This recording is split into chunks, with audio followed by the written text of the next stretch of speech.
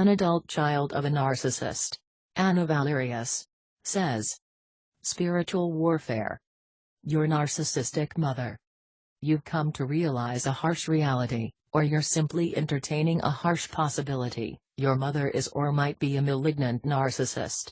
You've started to Google the internet looking for someone to explain the pathological relationship you have with the woman who calls herself mother.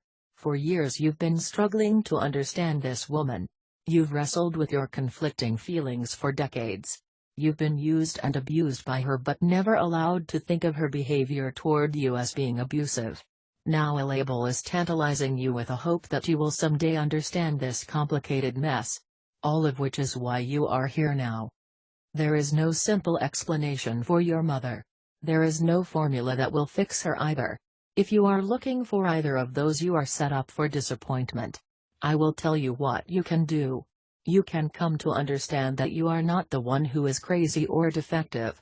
You will discover in your search on the internet that there are many people who understand what you've experienced and can validate your experience and feelings. That alone is priceless and will go a long way toward giving you some relief. Next, if you allow yourself, you will come to understand the malignant part of malignant narcissism and realize your mother has earned the label due to the ill will betrayed by her behaviors. This may be the hardest part of your quest. You have spent a lifetime consistently denying to yourself that your mother wishes you ill. You have held tightly to a few precious memories that you think prove that she really does love you. When you've dared to let your mind wander to that awful place, the place where you know deep down you've never really had a mother, you veer away sharply and go back to your little collection of memories you think counter this truth. You turn the memories over and over in your mind, working them like a worry stone, reassuring yourself that your interpretation of those events constitute the truth that your mommy loves you. So my biggest hurdle in reaching you with the full force of reality where the narcissist mother is concerned is your insistence that she doesn't really mean what she says or does. That she really does love you deep down. I'm not going to tear that cherished belief from you all at once. At this point, I just want you to know that I approach this subject of malignant narcissism from the perspective of a daughter raised by one. So if your search for explanations for your own parasitic, life-sapping, emotional vampire of a mother brought you here, then you are in a good place. I understand the spectrum of experience and emotion that being the child of a narcissistic mother represents. I hope you will scope out the entirety of the archives here, as well as the links, to augment your pursuit of knowledge of the beast. I am not an expert. I am not a trained psychologist. I am intimately acquainted with the subject matter, though, and therefore have the benefit of experience and reflection to share with you.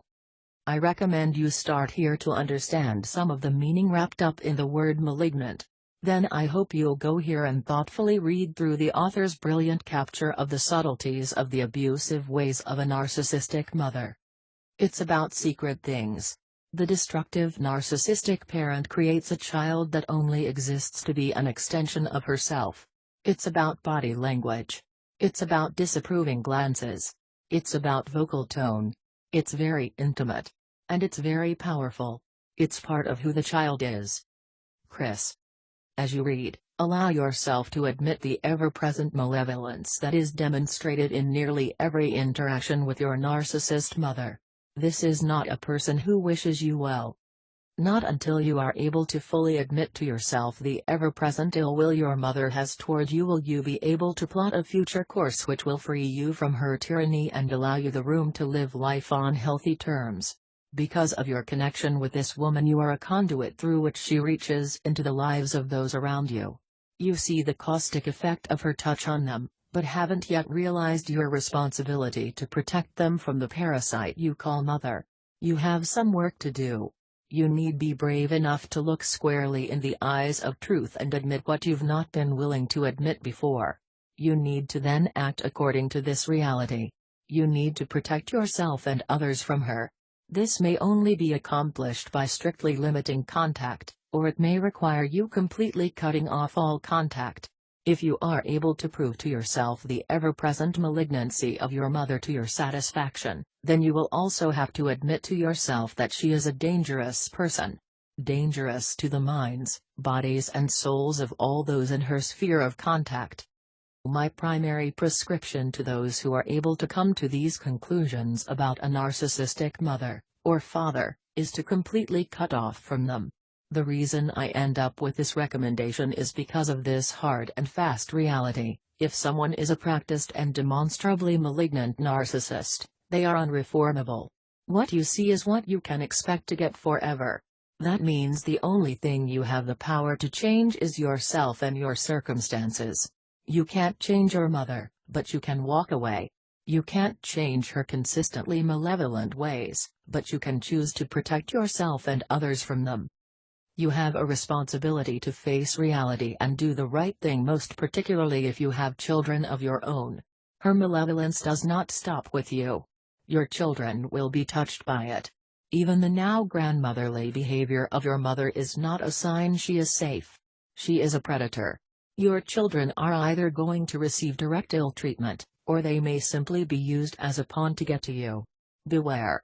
Narcissistic grandparents love to steal your children from you. Sometimes physically steal them, but most often steal their hearts.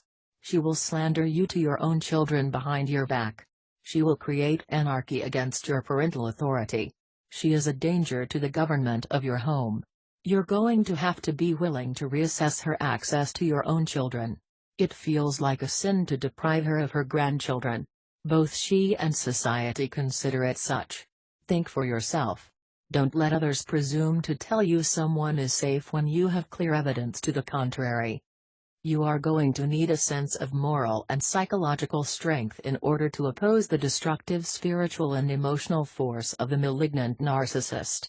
Whether or not you are a religious person, you need to realize that the malignant narcissist carries with them a malignant spirit. The second meaning of the word spiritual is what I'm describing. Concerned with or affecting the spirit or soul. This is the realm that the narcissist almost entirely operates in. This also explains one reason it is so hard to nail down the evil these people engage in. They move primarily in the spiritual realm, which means much of what they do seems nearly intangible. Nailing them down resembles trying to nail jello to the wall. What they do profoundly affects your spirit. When you've tried to explain the effects on your own spirit and the evidence of the spirit of the narcissist, you've often been met with outright skepticism and criticism of you and your motives. This is because people often cannot relate to a spirit they've never encountered personally. It is easy enough for them to disbelieve something as ephemeral and intangible as spirit. Who can blame them for being unwilling to believe in the hatefully evil spirit of your mother? They have no way to relate to this spirit if they haven't actually met it intimately as you have. Can you think of a more perfect disguise for evil than motherhood? Mother is supposed to be the embodiment of self-sacrifice and goodwill toward the weakest among us, the children. So how better to cover the malignancy of your spirit than to cloak yourself in the armament of ironclad reputation known as mother?